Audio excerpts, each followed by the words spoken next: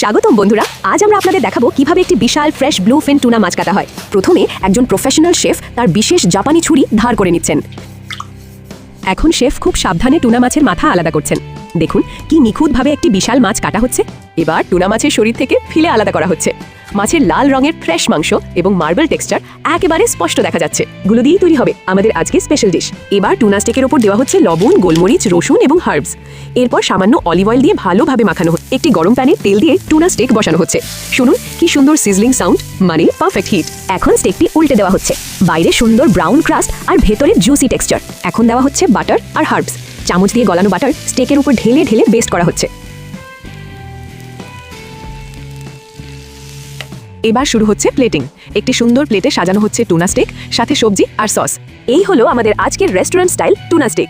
দেখতে যেমন সুন্দর, খেতেও ঠিক তেমনই সুস্বাদু। ভিডিওটি ভালো লাগলে লাইক দিন, শেয়ার করুন এবং নতুন নতুন রেসিপির জন্য চ্যানেলটি সাবস্ক্রাইব করতে ভুলবেন না যেন।